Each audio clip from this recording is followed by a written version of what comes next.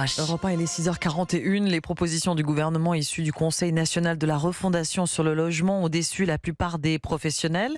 La Fédération nationale de l'immobilier regrette des annonces à court terme et pas à la hauteur des enjeux de la crise du logement. Votre invité Alexandre et Loïc Quentin, président de la FNAIM, Fédération nationale de l'immobilier. Bonjour Loïc Quentin. Bonjour Alexandre Lemaire. Alors, dernière illustration date effectivement de cette crise du logement. Vous nous dévoilez ce matin en exclusivité sur Europe 1 les chiffres, parlant de votre étude semestrielle. Vous prévoyez une baisse des ventes de 15% cette année.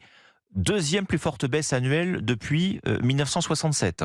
Oui, tout à fait, c'est ce que nous avons constaté. Donc, si notre analyse est bonne, on va atterrir à moins 150 000 transactions sur cette année, c'est-à-dire c'est un choc, un véritable choc dans le monde de la transaction, bien qu'il avait connu des très grandes années, des belles années précédemment. C'est quand même un retournement inattendu, subi et rapide. Alors Elisabeth Borne a dévoilé il y a quelques jours effectivement les contours de son plan gouvernemental pour soutenir l'immobilier et on vous en a parlé sur Europe 1. Le gouvernement, vous pensez qu'il n'a pas pris la mesure de cette crise, justement à la lumière de ce dernier chiffre que vous nous communiquez ce matin? Il n'a pas pris la mesure, il n'a pas pris la conscience notamment de l'objectif qui lui était assigné, de ce qu'il devait entreprendre pour apporter des réponses. Alors le CNR, il s'est réuni pendant 7 mois, je dirais une grand-messe en quelque sorte, 200 acteurs, tout le monde a planché, 700 propositions, 14 retenues, et pchit, rien. Tout ça pour ça. Tout ça pour ça, pas grand-chose, mais pas à la hauteur des enjeux. On aurait pu faire de cet événement un moment, je dirais, profiter de cet événement pour repenser la politique du logement. D'ailleurs, Conseil CNR, ça veut dire Conseil national de la refondation, refonder la politique du logement. Et tous les Français savent bien qu'il y a un besoin urgent d'agir sur ce secteur, même si ce sujet n'a pas été la priorité de la campagne présidentielle précédente. Il fallait repenser, avoir une prospective à 15 ans, à 20 ans, comment on construit, pour qui, dans quels endroits, dans quel secteur, avec quels moyens, quel secteur aider. Favoriser d'abord et aider les jeunes. Il y a très longtemps dans ce pays, nous n'avons pas aidé les jeunes pour leur permettre d'accéder à la propriété. Il n'y a aucune mesure d'incitation et d'accompagnement des primo-accédants notamment, et puis aussi restaurer un parc locatif qui est largement en souffrance dans ce pays. Quand on sait les tensions que l'on a pour trouver un logement, c'est extrêmement difficile, et notamment principalement pour les jeunes. L'investissement locatif, justement, Loïc Quentin, vous partagez votre surprise, on va dire, à l'annonce de la suppression du dispositif Pinel, réduction d'impôt sur l'achat d'un logement à mettre en location. Il ne sera pas prolongé au-delà de 2025. Alors, le dispositif Pinel est un dispositif qui a succédé à de nombreux autres depuis 1986. On donne de l'argent, des réductions d'impôts à des Français qui achètent, très souvent déjà propriétaires de leur logement, mais qui achètent pour louer.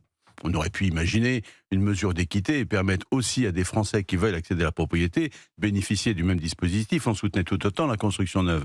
Mais au fond, sous cet aspect-là, ce que l'on voit, c'est que la suppression du Pinel, elle est, quand on a finalement injecté ce genre d'aide depuis 1986, on aurait pu se dire, on lui trouve un substitut progressif, on a une autre alternative, une autre vision. Rien. Rien à la place. Rien du tout. Et en plus, au moment même où l'investissement locatif est boudé par les Français, c'est l'actif immobilier le plus taxé, c'est l'actif immobilier qui est le plus en vue dans le collimateur. Aujourd'hui, dans le cadre de la rénovation énergétique, on interdit à la location et on frappe d'indécence des logements classés G et F. À Paris, c'est 40% de l'ensemble du parc. Comment on va faire, quoi? C'est une bombe sociale devant nous, pour reprendre les mots de Sylvia Pinel, ancienne ministre du Logement, qui a donné son nom au... Sylvia Pinel et Olivier Klein lui-même. Oui, ils ont raison, mais ça fait longtemps que le logement est une bombe sociale dans ce pays. C'est pas depuis l'année dernière, il y a très très longtemps. Donc il faut se donner le moyen. Comme la France est toujours distinguée en matière de politique du logement, mais ça fait très longtemps qu'elle n'a pas été sur le devant de la scène. Donc je crois qu'il est temps de reprendre les rênes. Et c'est ce qu'on attendait du CNR. Le nombre de constructions de logements neufs, logements collectifs en particulier, n'a jamais été aussi bas depuis au moins 2010. C'est ce que dit la Fédération des promoteurs immobiliers. On a à la fois aujourd'hui, Loïc Quentin, une crise de l'offre et de la demande. Quelle est la véritable urgence aujourd'hui? C'est sur la demande qu'il faut d'abord agir? Bien, dans tous les cas, sur l'offre, pardon. Il y a l'offre, parce que sans cette offre et sans renouvellement du parc, on va être confronté à de grandes difficultés. Déjà, la difficulté va être cet été, à la rentrée de septembre, pour des jeunes diplômés qui vont avoir du mal à trouver un logement, des cadres mutés. Le marché ne va pas répondre, puisque au contraire, on a un retrait d'une offre locative sur le marché. Mais l'urgence, c'est d'abord de soutenir le neuf. On ne peut pas laisser ce secteur qui est indispensable à la rotation du parc en souffrance comme cela. Et ça, c'était la première urgence, dans tous les cas. Mais je pense que le gouvernement n'a pas attendu. Or, l'explication, elle est simple. Je crois que Olivier Klein l'a dit, pourtant il l'a présenté, il a eu l'honnêteté de le dire. L'excédent budgétaire de l'État sur la politique du logement, c'est 52 milliards d'euros de recettes nettes après déduction et de prise en charge de l'intégralité des dépenses afférentes. Mais aujourd'hui, le problème, c'est que le budget de la France est déficitaire et on ne peut pas se permettre de soutenir un secteur qui, malheureusement, n'est pas celui prioritaire, considéré comme prioritaire par l'État. Bon, la crise du logement accentuée par la hausse des taux d'intérêt, 3,5% et peut-être 4% à la rentrée.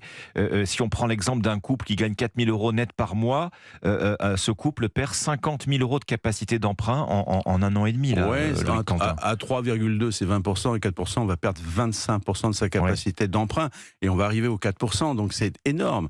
Donc on n'a jamais eu une période comme ça où en 18 mois, les taux d'intérêt ont été multipliés par 3.